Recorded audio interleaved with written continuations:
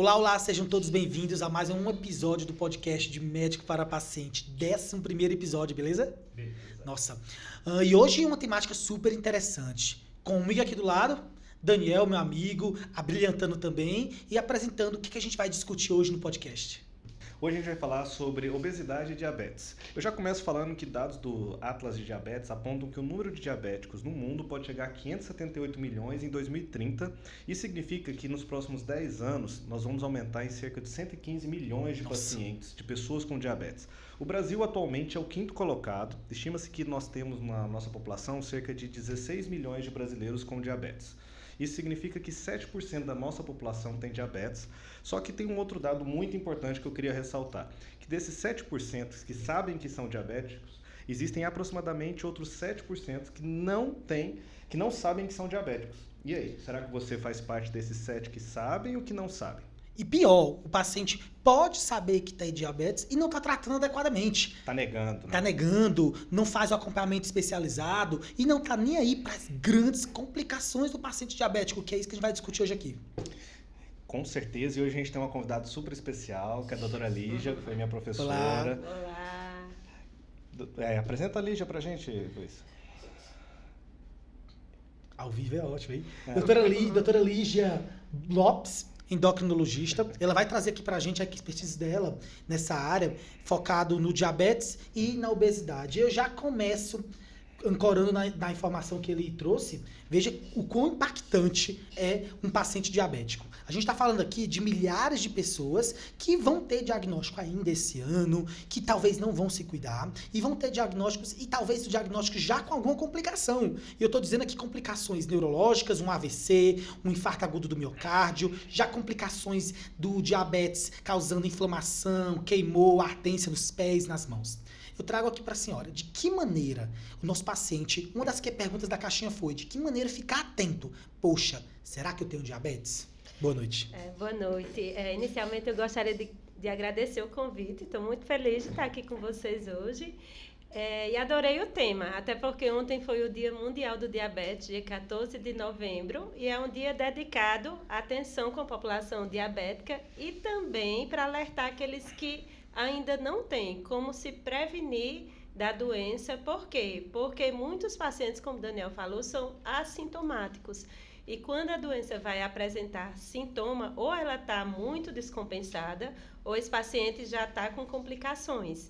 Então, o alerta do Dia Mundial também é esse: o paciente se educar, rastrear aquelas populações consideradas de risco e quem tem a doença investir no controle.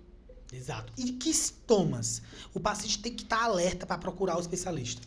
Bem, a maioria, como eu falei, são assintomáticos, mas sintomas do tipo poliúria, que seria urinar muito, sentir muita sede, que é o que a gente chama de polidipsia, muita fome, que é a polifagia, e perda de peso são sintomas de alerta. Normalmente esses pacientes já estão com níveis glicêmicos muito elevados. E como você falou, muitas vezes eles já descobrem na fase de complicações, que seria dormência nos pés, dormência nas mãos, prejuízo na visão e, em alguns casos, problemas renais. Exato. E olha como problemático é o diabetes, é que esses pacientes, quando iniciam o tratamento, ótimo, tive o diagnóstico, utilizou a glicemia do dedinho, pode dar o diagnóstico, somente glicemia do dedinho? Não, a glicemia do dedinho é meio que um alerta. O ideal é que esse paciente faça também os exames de sangue. O que a gente usa para diagnóstico é a glicemia de jejum, a hemoglobina glicada, que é um exame que reflete a média da glicemia dos últimos 3 meses, ou o famoso teste da garapa, que é o TOTG. Então, a glicemia do dedinho, ela serve de alerta. Muitas vezes, quando está muito alta, certamente a do sangue também vai estar. É um meio mais fácil, na verdade, para o paciente conseguir verificar a medida da sua glicemia. Só ressaltando, o nosso tema é sobre diabetes e obesidade. Traz pra gente, por favor, doutora, o que é diabetes? Que muita gente fala, eu tenho diabetes, mas muitas vezes não sabe o que é diabetes. E também, qual que é a diferença do diabetes tipo 1 e tipo 2? Que muitas vezes o que eu vejo é que as pessoas pensam que é a mesma doença, porque tem o mesmo nome, né? Só que tem essa diferença no tipo 1 e tipo 2 e, na verdade, são doenças muito diferentes, né? Então, começa pra gente falando o que é diabetes, a diferença do tipo 1 e do tipo 2. Pronto, perfeito. Vamos lá, diabetes é uma doença que cursa com níveis glicêmicos elevados por problema na ação da insulina, que é o hormônio que é responsável por baixar a glicose no sangue.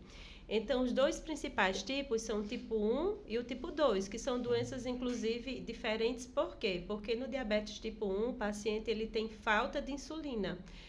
Normalmente acontece uma destruição de natureza autoimune das células beta do pâncreas, que são aquelas células que produzem insulina, e esse paciente, na ausência de insulina, ele vai ter níveis glicêmicos muito elevados e o tratamento da doença é a própria insulina. Então, esse paciente fica dependente de insulina para o resto da vida, a não ser que ele consiga fazer algum transplante de células beta, coisa do tipo. E o diabetes tipo 2, que é o mais comum no nosso meio, que inclusive o principal fator de risco é o tema da nossa segunda conversa, que é a obesidade, ele acontece por uma dificuldade na ação da insulina, o que a gente chama de resistência à insulina.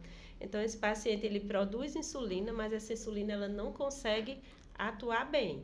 Esse paciente, por muito tempo, ele consegue controlar a doença com mudança de estilo de vida e com uso de medicações, na maioria das vezes, orais, mas quando ele também está muito descompensado, ele vai precisar fazer o uso da insulina. E quando a gente fala em tratamento, não sei qual a impressão que você tem no consultório, mas quando a gente pergunta, você está utilizando o que para o diabetes? Aí o paciente fala insulina, isso ele fica triste. É comum a visão de que estou tomando insulina, a minha doença está cada vez pior e isso é um fardo que eu vou ter que levar? Sim, o tipo 1, ele meio que ao diagnóstico, ele já sabe que aquilo ali vai ser o tratamento dele. Mas para o tipo 2, é como se realmente fosse o fardo. O paciente ele tem que entender que, na verdade, a insulina vai melhorá-lo, né? E não é uma coisa ruim.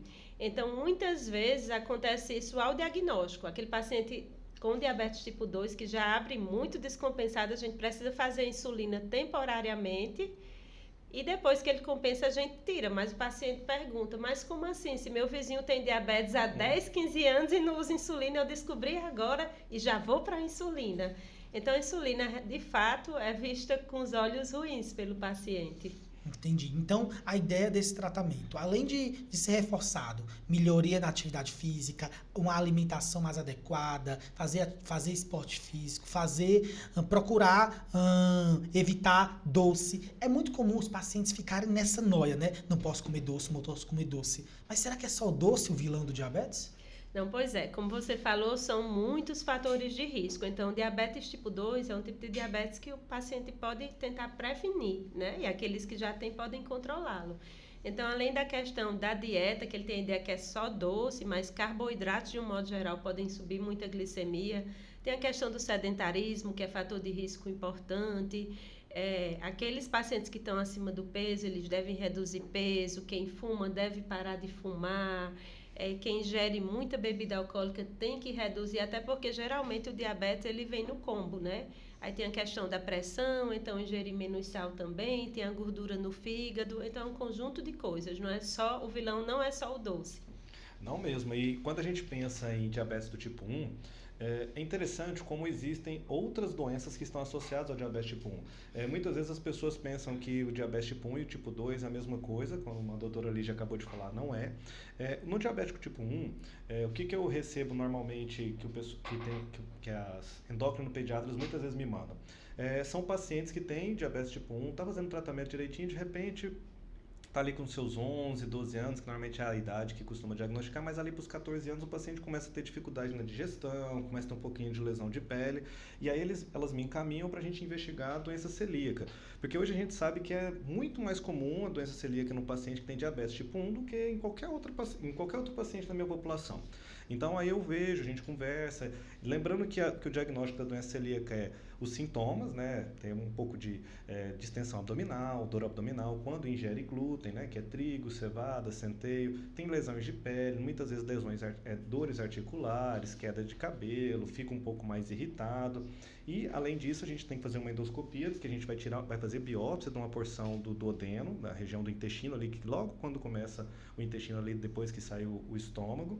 E a gente tem que ter marcadores autoimunes para mostrar que o paciente tem a doença.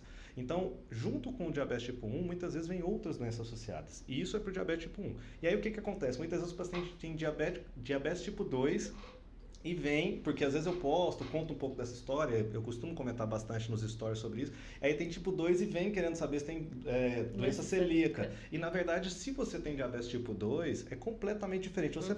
Você é igual a população no geral, você não tem 20 vezes a chance de ter doença celíaca, sabe? Porque são doenças completamente diferentes. A doença celíaca é mais comum em quem tem diabetes tipo 1, a gente já sabe, tem vários estudos, mas quando você tem diabetes tipo 2, reforçando que são doenças bem diferentes, você é igual à população normal, que não tem doença nenhuma, que pode ter doença celíaca também. Você pode ter diabetes tipo 2 e doença celíaca, mas é mais difícil do que o paciente que tem diabetes tipo 1 e doença celíaca. Quando você está tratando um paciente com diabetes tipo 1, além da doença celíaca, o que mais que vocês costumam investigar que está mais associado a um paciente que tem diabetes tipo 1?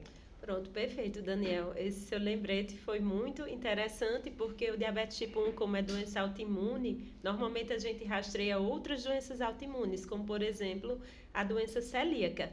Inclusive, a chance é bem mais aumentada, né? O paciente já tem uma doença, tem até uma entidade que a gente chama, que são as síndromes poliglandulares autoimunes, que são pacientes que têm várias doenças autoimunes associadas, e de acordo com a reunião de doenças específicas, a gente caracteriza síndrome poliglandular autoimune tipo 1, tipo 2, tipo 3. Mas, respondendo melhor a sua pergunta, o que a gente rastreia mais, além da doença celíaca, é a tiroidite Hashimoto, porque normalmente esses pacientes têm doença tiroidiana autoimune associada também. Então, a gente pede, junto com os anticorpos para a doença celíaca, a questão do anti-TPO. Que é bem diferente de quando você recebe um paciente tipo 2, né? Mostrando que é bem diferente. Quando o diabético tipo 2, você vai investigar polineuropatias, fundo de olho, né? É bem diferente. O que a gente, quando eu coloco, o pessoal acha que é muito comum e muitas vezes eu acho que é uma dificuldade da questão do nome, a princípio. Porque como é o mesmo nome, as pessoas tendem a pensar que é a mesma doença, mas as nossas condutas são bem diferentes, né? Ela já acabou de falar que, a doutora acabou de falar que tem essas diferenças, ela vai rastrear, mas que esse rastreio para doença celíaca ela não vai fazer para quem tem diabetes tipo 2, ela vai pegar mais pesado no diabetes tipo 1. No tipo 1, vai pedir para emagrecer no tipo 2, vai dar uma olhada na questão do colesterol, do triglicerídeo, na esteatohepatite, né? Então, é bem diferente. A gente está frisando bastante para o pessoal entender, né? Porque choveu de perguntas as pessoas pensando, muitas vezes pensam que o tipo 1 e o tipo 2 é a mesma coisa, que às vezes só mudou alguma coisa, a idade do paciente, às vezes a pessoa pensa que é por causa da idade, porque o tipo 1 é mais comum em pacientes mais novos, né? Mas não é muito diferente. Pois é, né? E antes até os livros usavam muito o critério da idade para separar, mas hoje a gente também já vê diabetes tipo 2 em crianças. Por quê? Por conta da epidemia de obesidade. Então a gente vê criança, adolescente obeso e desenvolvendo diabetes tipo 2, que até um tempo atrás era bem mais comum, continua sendo bem mais comum em adultos, idosos, acima dos 40 anos, mas pode acontecer também em crianças por conta da obesidade. Quando a gente vai tentar dar o diagnóstico, fiz o tratamento adequado e orientações, e quando eu tô falando do diabetes tipo 2, voltando a ele, que é o mais comum, muitas vezes a gente já está associado a várias complicações, seja complicações nos vasinhos bem pequenos, como complicações em grandes vasos. Puxando agora esse tema, complicações do paciente diabético, a gente não poderia iniciar sem falar do risco cardiovascular. Quando eu falo paciente diabético tipo 2, é aquele paciente que, além de ser diabético, ele tem o que a gente chama de síndrome metabólica, que é o que caracteriza esse paciente inflamado. Eu queria que a senhora trouxesse um pouquinho pra gente o que é essa síndrome metabólica e como ela impacta nesses vasos, causando aí efeitos como AVC, efeitos como isquemia no coração, problemas gástricos, problemas na ereção, dentre outros. Bem, síndrome metabólica é um termo genérico que a gente usa para condições que podem aumentar o risco cardiovascular. Um critério obrigatório, segundo o IDF, que é a Federação Internacional de Diabetes, é a questão da cintura, né? Da medida da circunferência abdominal. Então, a gente usa, que inclusive é bem rígido, porque seria 80, menor do que 80 para mulheres e 90 para homens, associado a glicemia elevada ou diagnóstico de diabetes, diagnóstico de hipertensão ou pressão arterial acima de 130/85, HDL, que é o colesterol bom baixo, e triglicerídeos elevados. Então, quando o paciente tem o critério da circunferência, mais 2 desses outros critérios, ele se caracteriza como portador de síndrome metabólica, que é essa condição que aumenta risco cardiovascular. Aí falando um pouquinho da questão dos rastreios, né? O diabetes, ele pode levar a complicação micro, que seria da microvasculatura dos microvasos, e as complicações macro, dos vasos de maiores calibres, que são os que estão associados a risco cardiovascular maior. Então, o diabetes tipo 2, quando o paciente descobre, muitas vezes ele já é diabético de antes e não sabia. Então, a gente já começa a rastreá-lo ali, no momento do diagnóstico. Já o tipo 1, como ele descobre naquele momento, a doença começou ali, porque é uma doença autoimune, causada pela destruição das células beta, ele vai levar pelo menos 5 anos, caso ele evolua com glicemias muito elevadas, para essas complicações aparecerem. E quais seriam essas complicações microvasculares? Seria a neuropatia, que você vai falar um pouquinho para a gente, né? É a retinopatia diabética e a doença renal do diabetes. E as complicações macro são aquelas relacionadas à doença aterosclerótica, que seria o AVC, a doença arterial coronariana, levando a um infarto, e a doença arterial obstrutiva periférica, que seria a falta de circulação nos membros inferiores. Veja o quanto que o diabetes pode incapacitar. E aqui a gente traz já, de início, logo uma complicação que é o AVC. A gente sabe que o AVC é a principal causa de incapacidade em adultos jovens, em adultos com comorbidades. E esses adultos que, em geral, não vão ser só diabéticos, eles vão ser hipertensos, eles vão ser tabagistas, eles vão ser sedentários, eles vão ser obesos, eles vão aumentar-se esse risco de ter um processo inflamatório nesses vasos. E esses vasos do AVC, por exemplo, os vasos eles começam a ter toda aquela camada ao redor, começar a ficar cada vez mais inflamada e produzir como se fosse um trombo. Esse trombo ele vai fechando a circulação. E no momento que eu tenho uma parada da passagem de sangue por esse vaso, pá, o paciente abre os sintomas de AVC, um lado do corpo sem mexer, alteração da fala, alteração súbita da visão. Temos que ficar atentos. Passou até um período recente, o dia de combate e a orientações em relação ao AVC. Então, ficarmos atentos ao controle dessas comorbidades, controlar bem o hipertensão, controlar bem o diabetes, faz todo sentido para a gente tentar evitar o AVC. Uma vez um paciente tendo AVC, a mesma coisa se é necessário. Procurar a causa. Poxa, por que ele teve um AVC? Será que o problema é cardíaco? Será que o problema é diabetes? Será que ele tem uma obstrução de vasos? Então veja que nesse racional do paciente com comorbidades como diabetes, eu preciso tanto fazer o rastreio primário em pacientes, então eu tenho que fazer profilaxias, tomar algumas medicações que podem diminuir esse risco de AVC, como procurar a causa caso ele já tenha tido AVC. E reforço, o cuidado do paciente diabético é fundamental, porque ele aumenta o risco em 4 vezes mais do que qualquer outro paciente em ter um AVC, dentre eles o AVC isquêmico. Puxando mais um pouquinho para a minha área, a respeito de complicações do diabetes, existe uma complicação que é a gastroparesia, que muitas vezes o paciente que tem diabetes mal controlado, que nega o tratamento, ou muitas vezes teve diabetes, não procurou ajuda e quando diagnosticou já tinha muitos problemas. A gastroparesia é quando o estômago tem dificuldade para relaxar, para contrair, acaba que o paciente ele come, pensa que comeu um boi, fica falando, cara, doutor, eu estou muito distendido, estou com muitos gases. Muitas vezes é porque a inervação do nosso estômago, devido ao seu diabetes, ela ficou prejudicada e você não consegue contrair direito o estômago. Então o diabetes ele consegue machucar todo o seu organismo, né? Por isso que é uma doença tão perigosa.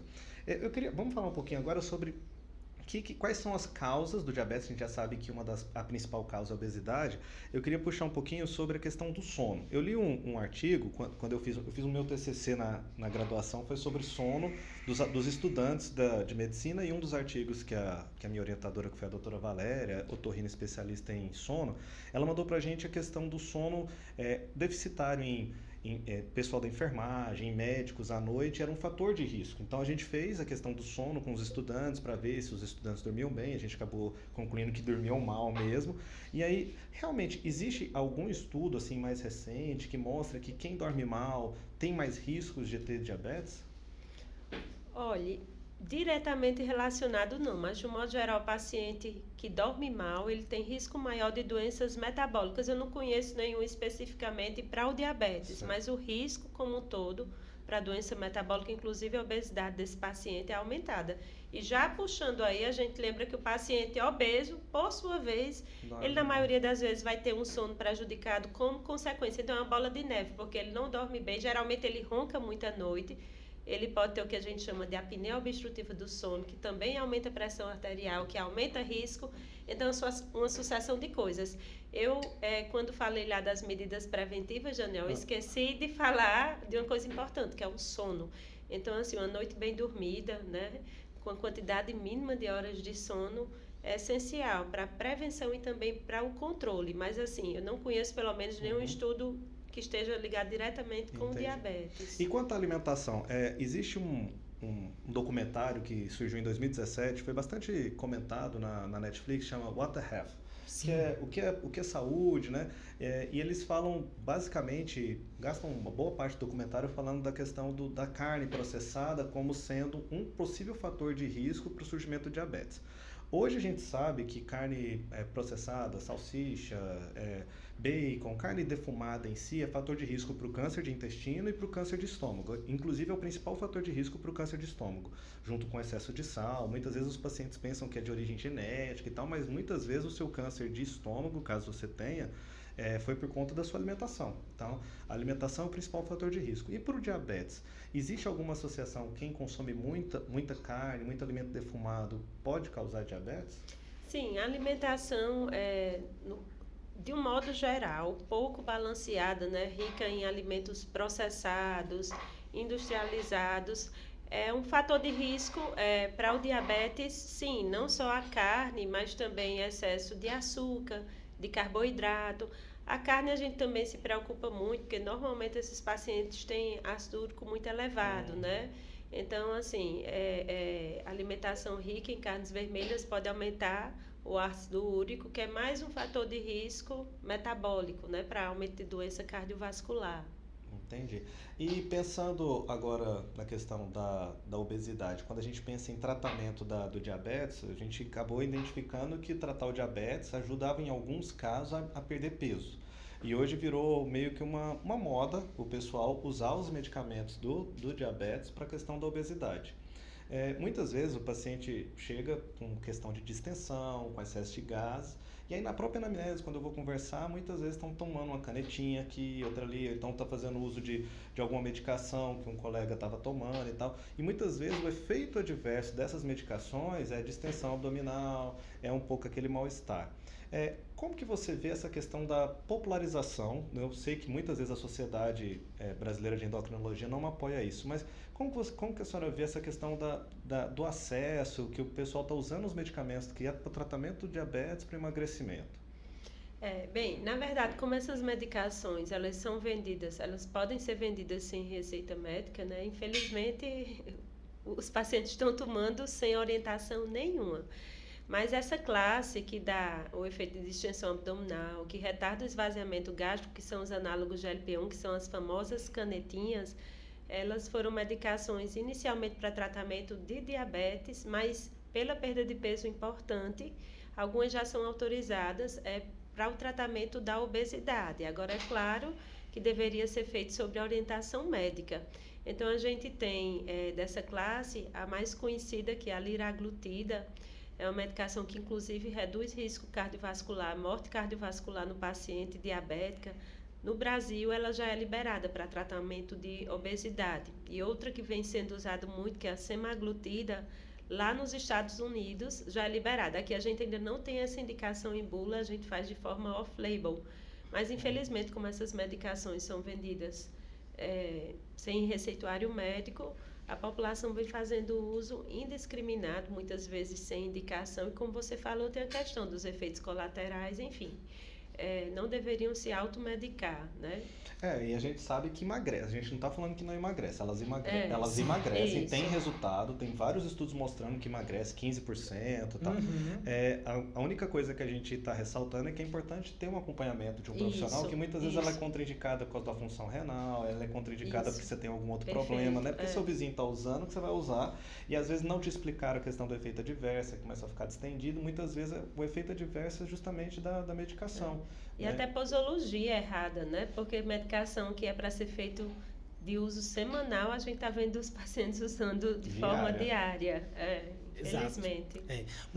Puxando o gancho dessas complicações, seja o paciente obeso, mas em especial o paciente diabético, a gente sabe que uma temática importante a gente está de trazer aqui para agora é falar um pouco sobre a complicação neuropática. A gente sabe que os pacientes diabéticos, quase 60% dos casos, podem evoluir com algum tipo de dor neuropática. E aqui eu estou falando, entende-se dor neuropática como sendo aquela dor com ardor, queimor, formigamento, dormência, que pega geralmente extremidades, então mãos e pés. E isso acontece por conta de um processo inflamatório lá da bainha, do nervo existe uma capinha que protege esses nervos periféricos e ela é inflamada direta ou indiretamente pelo diabetes. Então, esses pacientes eles acabam sendo também polimedicados para o tratamento da dor neuropática.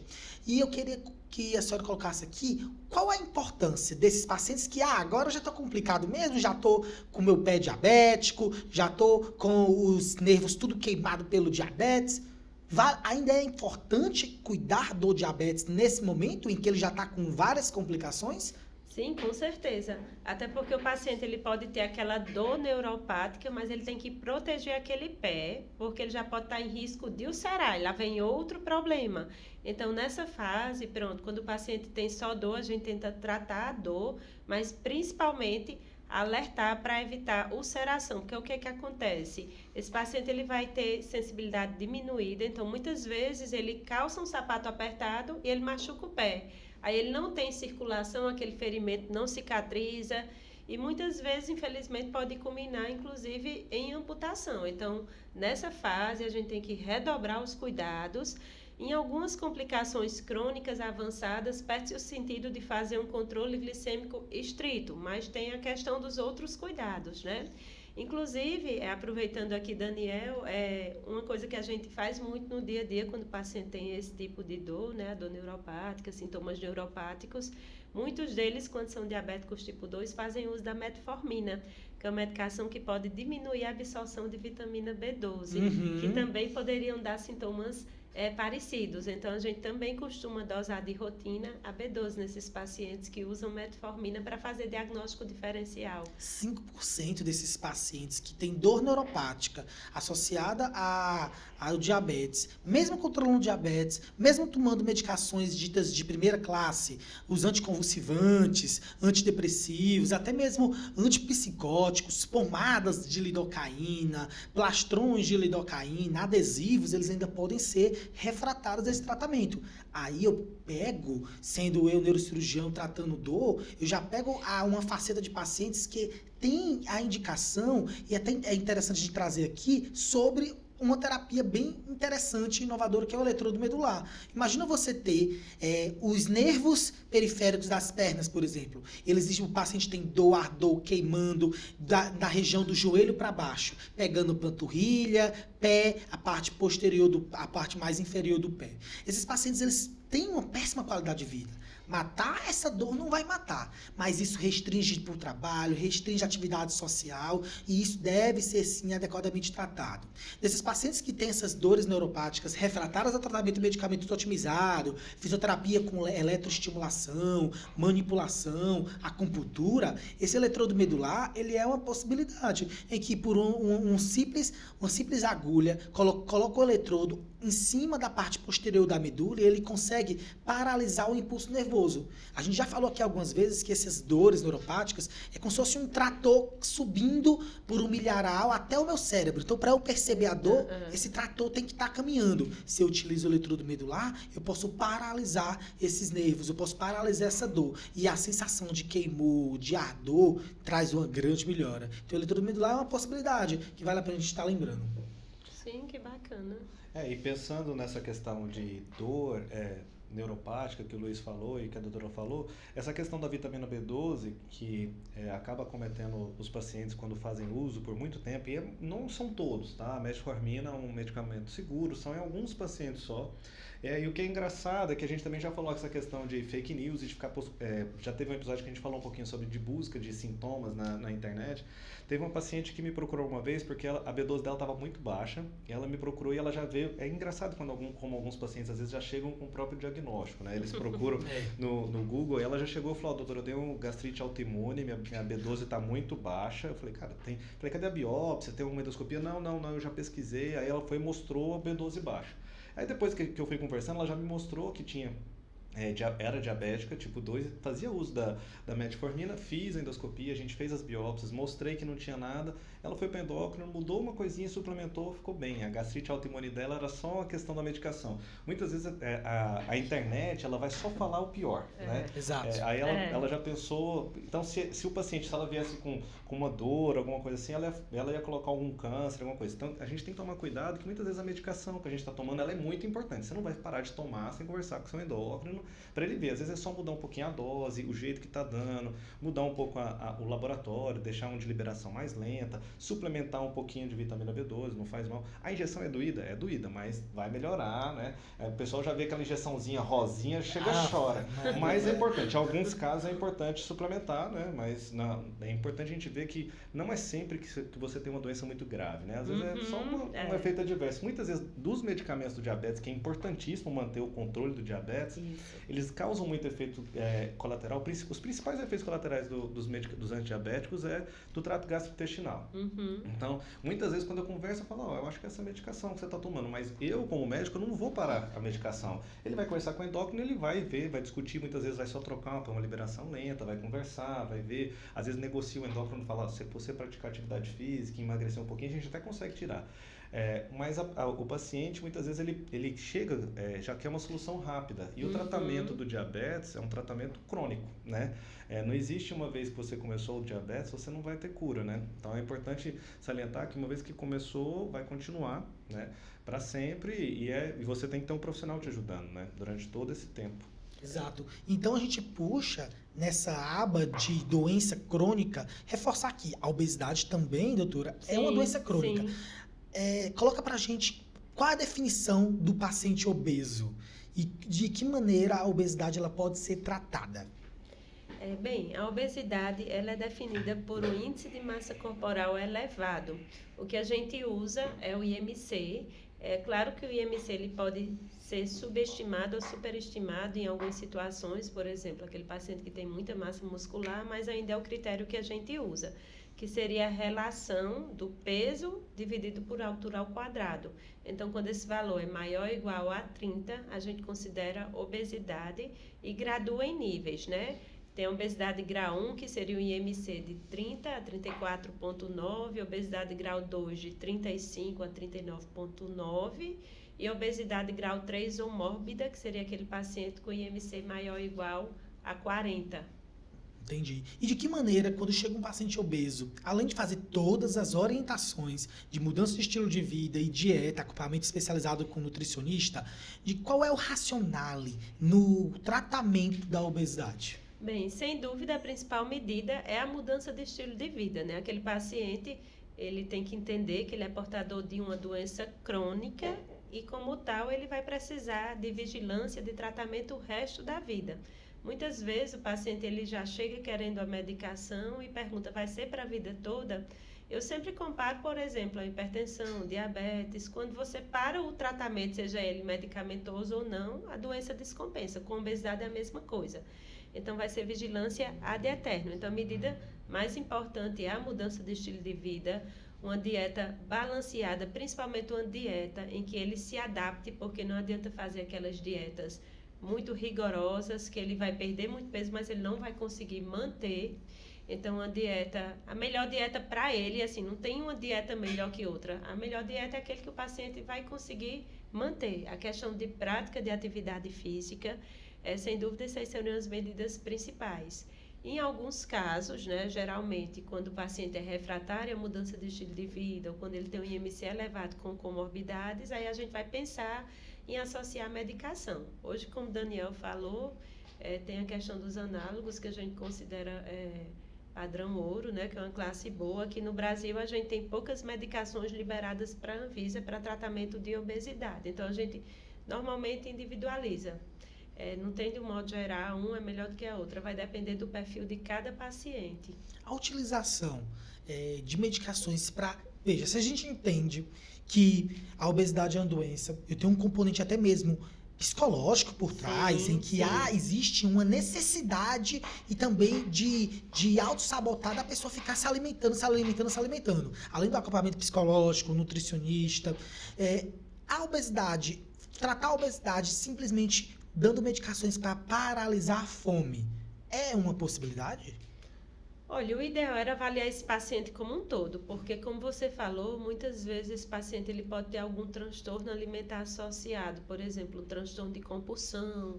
Então, ele vai precisar, muitas vezes, de psicoterapia, dessa outra parte. Então, assim, eu não diria que seria apenas a questão da medicação, o paciente tem que ser visto como um todo.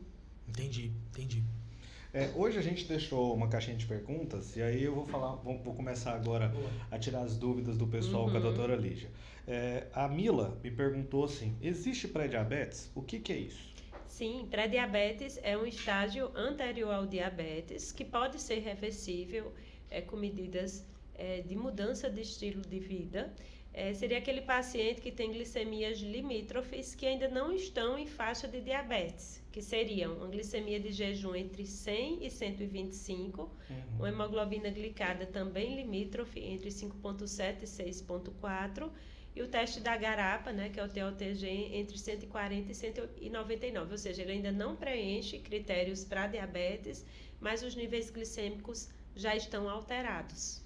Está caminhando para o diabetes. Você não Isso, mexer, não isso, mudar de isso, vida, vai isso. ter uma doença crônica, né? Ou vai ter que fazer a aplicação de insulina, pessoal. Morre de medo. Mas olha só. Nossa, eu digo logo, ó, cuidado a injeção. Você tem alguma pergunta aí? Ó, um paciente mandou uma mensagem aqui. Tenho obesidade, não falou qual grau, né? Mas vamos supor que um obeso grau 2, 3. E tem dor na coluna.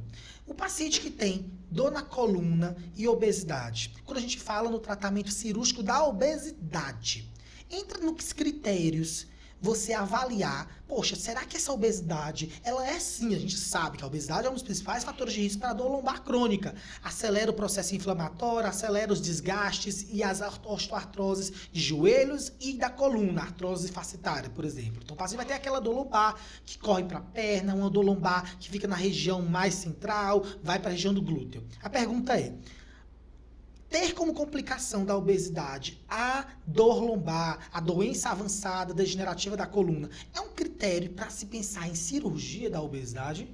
Olha, se o paciente tiver IMC, né, que valha para cirurgia, se ele for refratário a tratamento clínico, que também seria outro critério para indicação de cirurgia, mas de fato a gente fala muito de complicação metabólica e esquece muitas vezes de comentar sobre as complicações osteomusculares que podem ser inclusive incapacitantes. Já tem um paciente com artrose de joelho importante por conta de obesidade, que não consegue nem se locomover. Sim. Então, com certeza, deve ser levado em conta como uma complicação relacionada à obesidade, mas, claro, se o paciente também tiver as outras indicações, a questão do IMC, da refratariedade ao tratamento clínico, mas a gente leva, sim, em consideração. Sim, isso é importante porque quando o paciente entra no meu consultório, é obeso, dor lombar importante, não adianta nada a gente propor aqui tratamento medicamentoso otimizado, fazer bloqueio, radiofrequência, infiltração, cirurgia da coluna e ele não perder peso. A perda de peso é fundamental, seja para melhorar o resultado cirúrgico, seja para evitar complicações na cirurgia. Paciente obeso é pior de ventilar durante uma cirurgia, paciente obeso, risco de ferida operatória, risco de infecção, deiscência, que é quando a ferida abre. Então veja como é importante a perda do peso também desses pacientes que vão se operar ou que vão fazer algum procedimento na coluna, sem dúvida.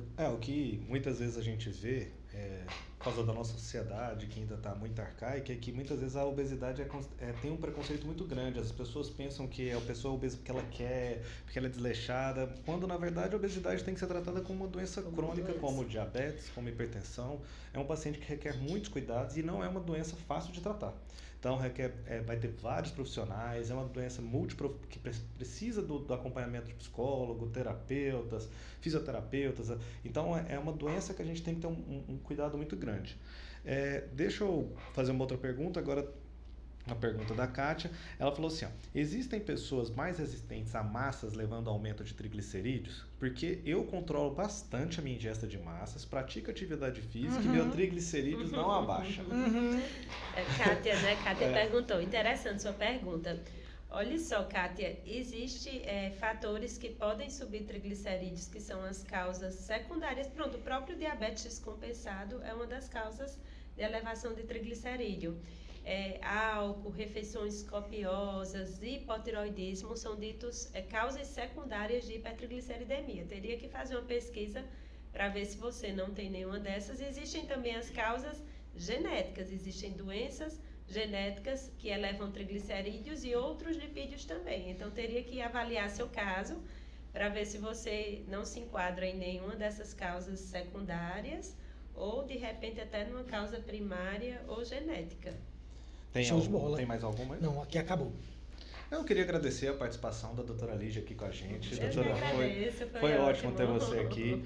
Pessoal, a gente não vai conseguir tirar as dúvidas do Instagram, porque nossa estrutura é feita para o podcast, que quem estiver escutando no Spotify ou em qualquer plataforma tem a oportunidade de também ver em vídeo no YouTube.